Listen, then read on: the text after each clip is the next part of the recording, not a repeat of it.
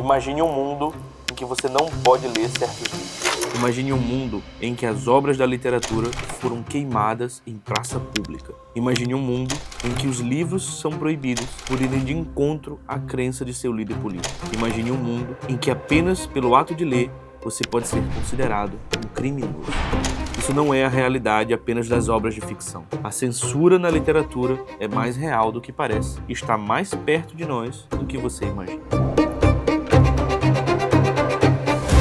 Olá, sejam muito bem-vindos a mais um vídeo do Clube de Literatura Clássica. Antes de começarmos, não se esqueça de dar um like no vídeo, se inscrever no canal e ativar o sino das notificações. É mundialmente conhecido que diversos livros já foram censurados ao longo da história. Hoje, nós vamos mostrar quais os casos mais famosos de censura ao longo da história da literatura. Gustave Flaubert, o gênio francês do romance moderno, passou pelo que é talvez o caso mais famoso de censura da literatura. Seu romance, Madame Bovary, é uma obra-prima da língua francesa e referência literária para movimentos como realismo e naturalismo. Ele foi acusado à época de subverter a moral e os costumes da sociedade, além de incentivar mulheres ao adultério. A obra conta a história de Emma, uma jovem camponesa iludida com a vida de luxo e dos bailes, que conhece um médico da cidade grande, Charles Bovary, e casa-se com ele. Porém, ao perceber que seus desejos não seriam realizados ao lado do seu esposo, busca o adultério,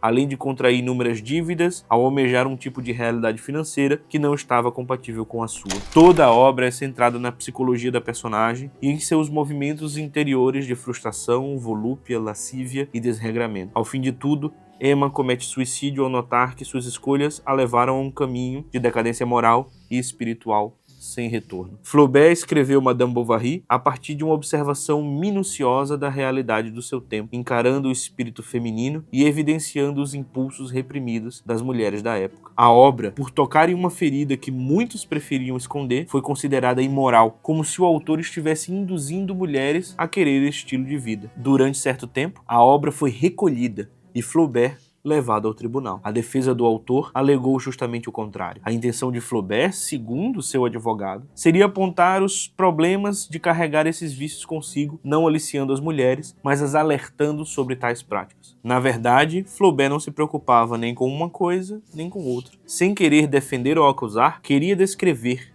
pintar, ilustrar as ideias, conflitos e problemas internos de sua personagem. O caso findou-se com uma absolvição do autor, mas não inibiu a vergonha pública e os ataques à imagem de Flaubert. Caso semelhante aconteceu com Baudelaire, poeta de As Flores do Mal. O também francês foi acusado de satanismo e seus críticos o descreveram como podre, odioso, repulsivo, mórbido, imundo e maldito, sendo condenado em 1857 por ultraje à moral pública e aos bons costumes. Além de multas exorbitantes, o autor deveria retirar diversos poemas do livro. A censura não parou por aí. 14 anos depois, Baudelaire publicaria uma nova edição da obra, acrescida de outras seções de maneira clandestina. Novas multas, novas condenações, novas proibições. Somente quase um século depois, em 1949, quando Baudelaire já não estava mais vivo, a justiça francesa reverteria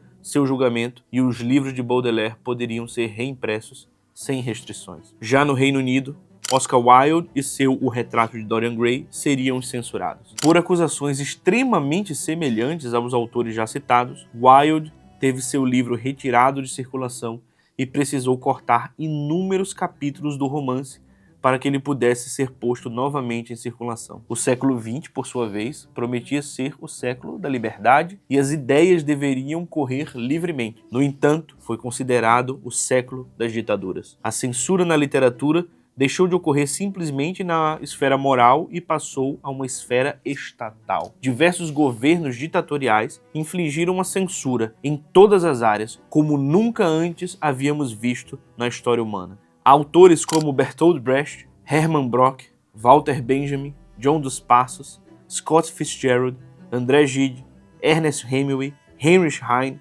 Aldous Huxley, Franz Kafka, Karl Kraus, Jack London, Thomas Mann, Mayakovsky, Marcel Proust, Jacob Wasserman, H.G. Wells, Oscar Wilde e Stefan Zweig foram alguns que tiveram seus livros queimados e proibidos, por exemplo, durante o regime vigente na Alemanha daquele tempo. Em alguns casos, os autores foram perseguidos fisicamente e tiveram sua vida posta em risco. Na União Soviética, George Orwell, Boris Pasternak, Bulgakov, Zamyatin, Nabokov, Daniel Defoe e Solzhenitsyn também foram perseguidos. No caso do último autor, a censura foi ainda mais séria. O escritor de Arquipélago Gulag foi preso, serviu em campos de concentração e depois foi exilado do país, ao qual só retornou décadas depois. No Brasil, autores como Nelson Rodrigues e Raquel de Queiroz tiveram obras censuradas durante a ditadura militar, tanto por um lado quanto pelo outro. Raquel, ainda um iniciante no meio literário, quase teve o manuscrito de uma de suas obras apreendido por membros do partido do qual fazia parte por discordarem ideologicamente do enredo da obra. No entanto, nenhum caso de censura foi tão forte quanto o de Nelson Rodrigues, o chamado Anjo Pornográfico. Diversas de suas peças precisaram ter pontos reescritos e partes refeitas